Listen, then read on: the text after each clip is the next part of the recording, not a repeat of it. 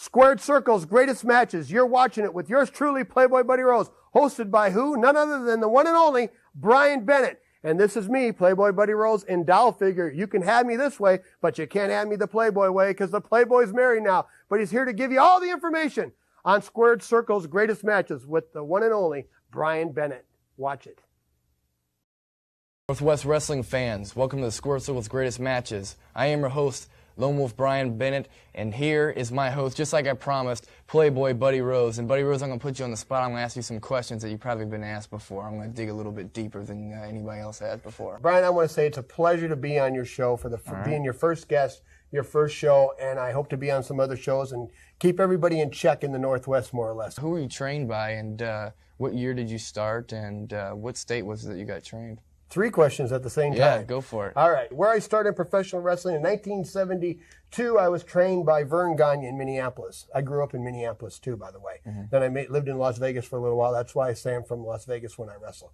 But there were about 50 guys trying out, and 47 of them quit the first day. Really? So Chris Taylor, who died of phlebitis at the age of 27, who was in the 72 Munich Olympics, the heavyweight wrestler representing the United States, he passed away. God rest his soul. Sergeant Slaughter and myself made it that year in professional wrestling. Didn't Ricky Steamboat and Ric Flair graduate the year Ricky before? Steamboat was after me. Oh, okay. He was Dick. His real name's Dick Blood. It was Ricky Steamboat was after me, but before was Ric Flair. So what was the first promoter and first promotion that you worked for? Oh, and Jim Brunzell, by the way, that was another wrestler out of that. And Khosrow Vasiri, the Iron Sheik. Yeah. Okay, who was the first promoter? Yeah. Vern Gagne. And Wally Carbo out of Minneapolis. So who was the first guy you Sergeant wrestled? Slaughter, but his real name then was Bob Remus. Okay, and then, so he didn't have the Sergeant Slaughter thing going on? No, not at that time. He got it a few years later. But we had a 15-minute draw in Rice Lake, Wisconsin. Really? I still remember. We drove there together. We rode there together, and it was a 15-minute draw. And the main event that night was Ivan Koloff against Ken Patera. Oh, really? And Ken Patera, that was another one out of that first camp. So so this was kind of, you guys were kind of friends at this point. Oh, yeah. We were trained together. We weren't enemies or anything. So, I mean, it's like Vern Gagne said that morning. He says, you guys are ready? And he says, you're booked tonight in Rice Lake, Wisconsin. We are? Okay. You got to drive there. It was only about an 80-mile drive from Minneapolis, but we drove there and went and Rob Remus was a roofer at the time. We went in his truck. It was kind of weird. We went there and we wrestled, and we just tried all the different holds we had learned on each other and did the best we could, who could execute them the best. And we were kind of at a tie at that time, and it was a 15-minute draw. So in the older days, in the 70s, did you do a lot more driving? Wait a minute, slow down. I know I'm talking to a young host here, and there are guys behind the camera here. The older days to me are 70s, the 30s, 40s, and 50s. Those are the older days. Well, it was modern times then, but now it's even more. Now it's computers and video games. Well, and this. Yeah, well, in the older days. You notice I'm the only one standing in that ring? Oh, yeah, definitely. Okay. But in the 70s. Okay, well, that's older days for me. You remind me of my daughters. You know, my daughter's 18. How old are you? I am 19. You didn't see my daughter, did you?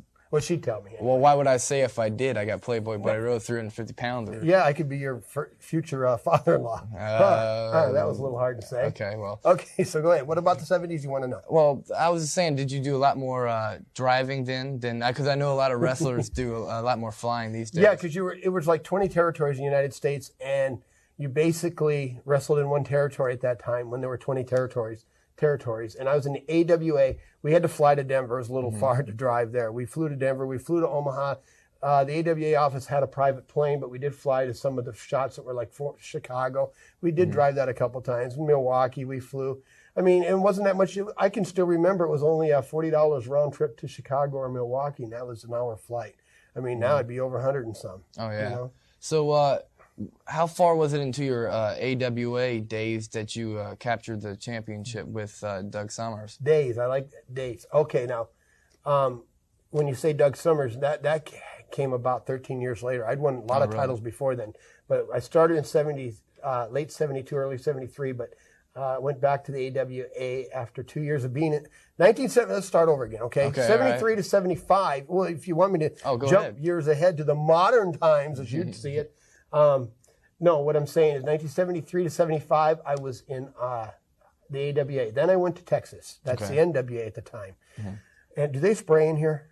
Because a bug just flew over by your shoulder there and landed, but that's all right. It must have been smelling you, big buddy. If it was, it'd be a butterfly then. Okay, all right. Okay, so anyway, I wrestled. Then I went to Texas, which is NWA from 75 to in 1975 for about a year, and then a year and a half. And I came here in August of 76 in the Northwest, and I've lived here ever since. I'm one of the blessed wrestlers, professional wrestling, that can say that I went to territory and was able to stay there the rest of my life. Even though I wrestled for the WWF, the NWA, the AWA, I went back to all of them again. I still made my home here and was able to fly in and out, which a lot of wrestlers, nobody in the Northwest I can say was able to do that.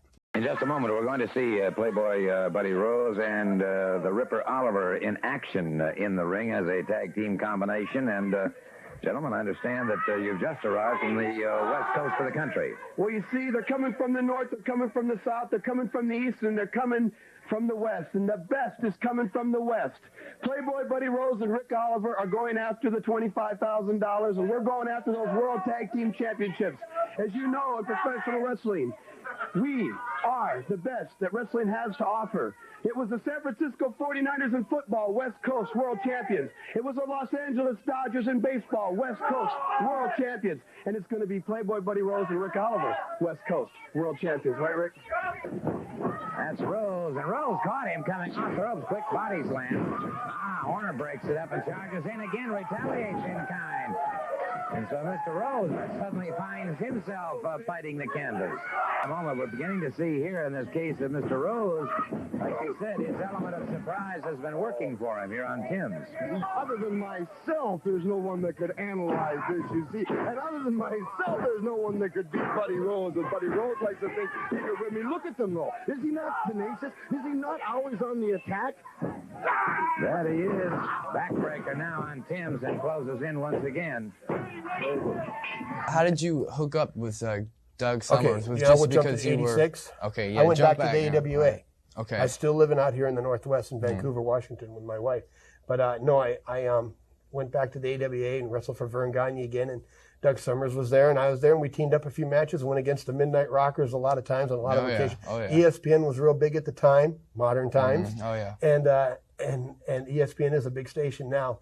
And I'd already wrestled on USA and WWF in 82, 83. You just skipped right past WWF in the good old days. Okay. Okay. And so, anyway, no, Doug and I became World Tag Team Champions. We defeated Mr. Perfect's Kurt Hennig and Scott Hall, who now goes as Razor Ramon. Razor Ramon. So I mean, these guys got so many different names. I can't say that for Mr. Perfect. That was the only other name he ever had. But a lot of wrestlers are, like the Big Boss Man. You call him the Big Lost Man because you don't know who he is. Oh, yeah, Big Boss Man, Big Bubba Rogers. Only a few wrestlers, selected wrestlers, gifted wrestlers are able to say they were able to keep the same names. Oh, yeah, look how many Scott Hall's gone through. Razor Ramon, Diamond Stud. Right. The list goes on and on. That's right. But you've always been Playboy Buddy Rose, though. Yep, the one and only. Right here with you. Yeah. Well, we're going to be checking out a match here. It's from Japan. What match is this now? This is the match. I had a lot of matches in Japan. Oh, okay. All right. Well, a lot of different occasions. Okay, let me narrow it down, though. Okay. Okay, Hulk Hogan just won the WWF World title for Hulk Hogan. Yeah. Okay. And you teamed up with him in Japan. Me and Hulk Hogan together? Yeah. Nobody's going to believe that. Well, we're about to show him right now. We got it on tape. And who are they wrestling? I know it's Tatsumi Fujinami. You're right? Fujinami and Yatsu. I remember the match. Yes. And you were with Hulk Hogan, and this is Okinawa, Japan, I bet. Was it just a few days after he won the world title? Just after he won the World Wrestling Federation title in 1983. Okay. Well, early 84. Well, without any further ado, let's go to it. Let's go. を埋め尽くしました沖縄のファンの間にひときわこの大きなハルク・ホーガンの姿が映りました日本風のハッピーを身にさてここで再び82年のミスインターナショナル沖縄代表さらには来年度のミスインターナショナル沖縄さらに来るたびにねそのすごい迫力を増してきますね、すごい投げ技ですよ今の投げにしましても何気ないボディスラムでありますがデッドリードライブ2メートルガンのパワーファイト猛攻が炸裂しています猪木鉄道によりますルーツ部隊の活躍猪木の弁によりますと10年間自分が使ってきたそうですね、おっと藤波がホーガンに捕まるかバディローズが中に入りますさあ余裕を持った試合展開ハルク・ホーガンそしてバディローズホーガンの先導うまいリードによりましてこのバディローズもかなりの速い連携を使っていますささあ藤波がバディローズに攻撃の照準を絞るか。ロープに思い切って振ったがバディローズがこれはショルダーアタックが変わっている。迎え撃つ藤波、ドロップキック1センチ突き上げるようにこの辺はやつもうまい。山本さん、5月の9日佐賀スポーツセンターにおいて藤波ブッチャーの一騎打ちがあった、反則とはいえ藤波は反則勝ちをですねブッチャーに収めた。おっとクロスライン、10番勝負で敗れた藤波、ブッチャーに反則勝ちをした。勝ちは勝ち、自信になるんじゃないですか。これはもう十分ありますよ。ただね、やはりちょっと砲丸攻略ですね、勝つということを考えればね、これはもう徹底的にローズ狙いですね。そうですね、さあ、ヤスがバディローズを狙った。大きく吹っ飛びました。バディローズの巨体、ヤスが一過性に攻め立てる。ヤスの動きもだいぶヘビー級だ。うまい動きを見せてまいりましたが、ギロチンドロップはかわされています。山本さん、新日本プロレスの核弾頭として連日砲丸を一過性に攻め立てる。ヤスが砲丸を仕留めるか。思い切って身が回るところ、カウンターのキック、砲丸の彫刻の美を連想させるような素晴らしいシェイプアップされた肉体、上半身が隆起している。ロープに飛ぶアクスボンバー、アクスボンバー、恐怖のまさがり殺法、恐怖のまさがり殺法が出た。ヤツがキャンバスに沈んだ。ヤツが沖縄の海に深く、ヤツが沖縄の海に沈んでしまった。ブルーのキャンバスに沈んだヤツ、恐怖のまさがり殺法、歩く方がに自信満々の表情、恐怖のまさがり殺法、恐怖の王のアクスボンバーによりまして、Buddy Rose, that was a great match. That was in 1984, correct? Approximately around that time. And you were actually playing by the rules in the WWF then. You weren't breaking the rules like you were in Portland, so to speak. Basically, right? I had just left the WWF, come back to the Northwest, the most hated guy in the Northwest ever, and Hulk Hogan was a so-called good guy in the WWF who just won the title. Mm-hmm. But when you're over in Japan and you're fighting for all that money and prestige, they teamed Hulk Hogan and myself up, and we were a formidable team. And so, but the roles were kind of reversed in Japan, right? Well, you go to Japan, it's like when you go over there, you're automatically hated because you're an American, and the Japanese cheer their own. Yeah, but you can't blame them. Oh, of course, yeah, but they have like really respectful crowds there also, right? They're really quiet, huh?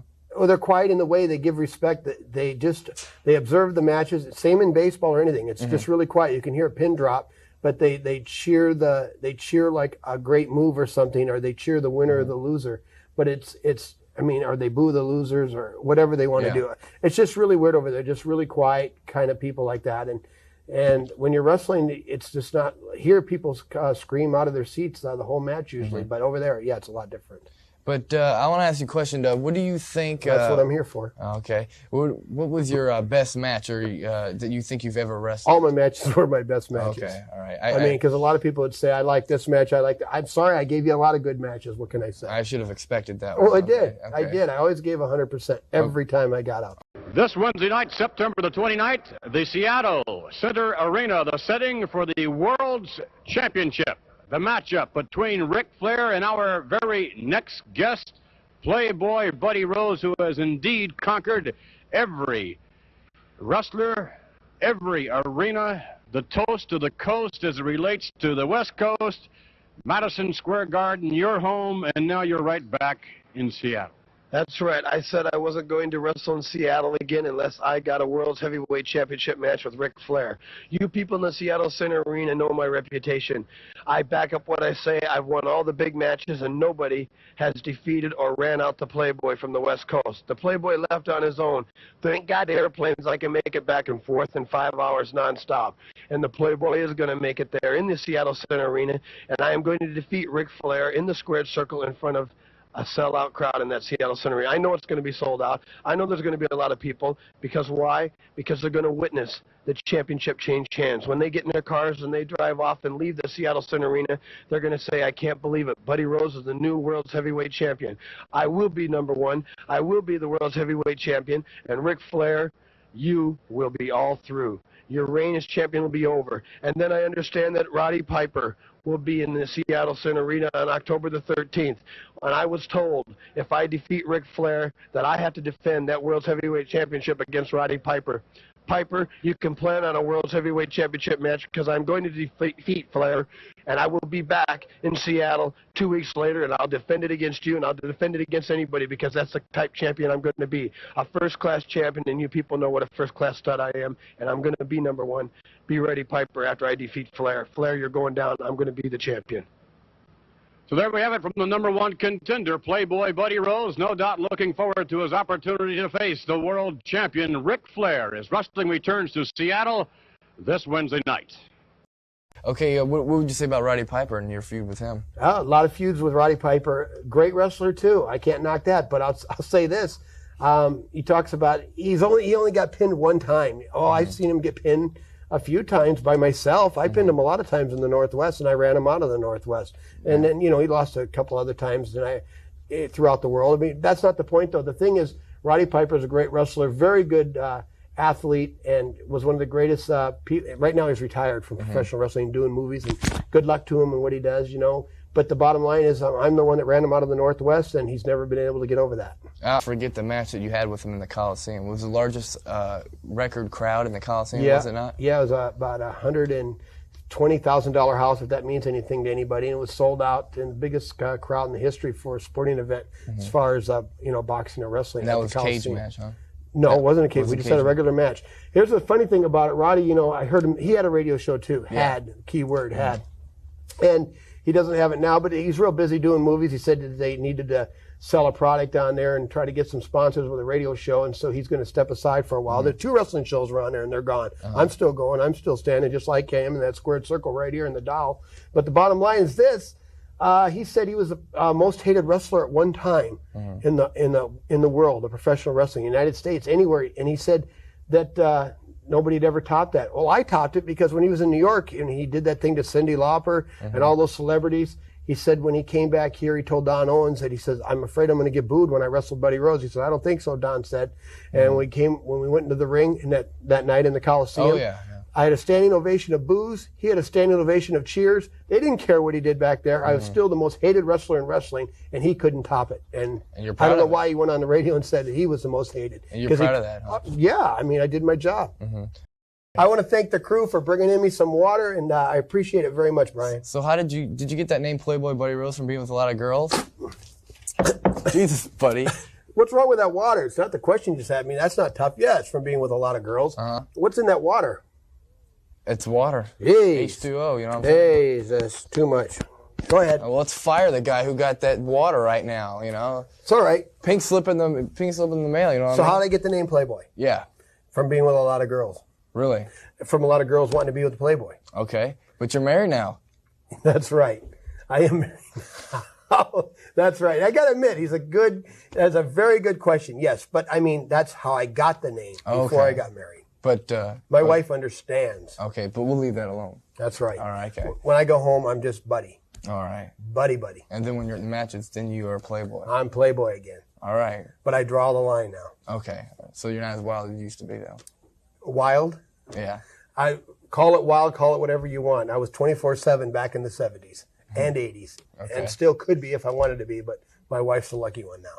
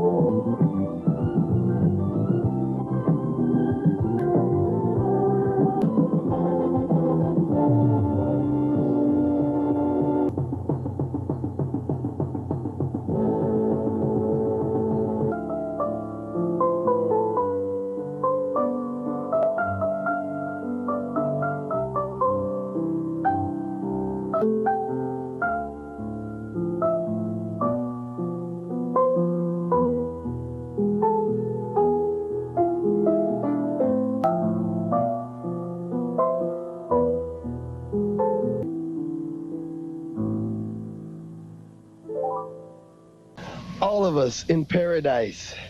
And who are all of us? You're looking at it, the Playboy, Buddy Rose, and his sweet little mud pies from California. And girls, are we having a good time? We're having a wonderful time, buddy. Are you having a good time, Brooke? Fantastic. All the women that hang around the Playboy have a good time, and they all go first class. And oh, don't stop, that feels good. All right. The Playboy, Buddy Rose, first class all the way.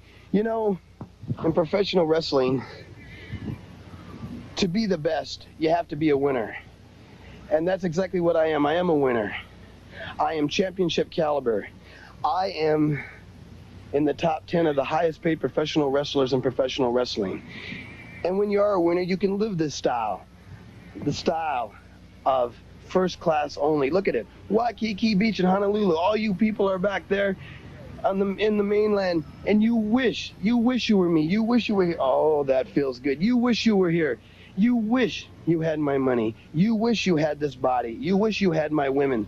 But you can't have it because you're not me. Thanks for coming by. And is it over? Yeah. It's already over. It's already over. But next week we're going to have Ed Moondog Moretti here. A good buddy of mine. Good friend of yours. And I hope you enjoyed it. I know it's been educational. Pleasure. It's been my pleasure. No, it's been your pleasure, buddy. I want to thank all the cameraman, the engineer in the back, and watch KKEY 1150 AM every Wednesday from 6 to 7.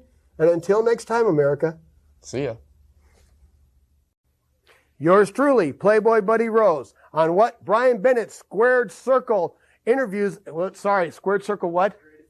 Sorry, do it again. Just tell me when you're ready to go again. Sorry. Okay. Squared Circle's greatest matches? Sorry. Okay, tape is still rolling. Okay.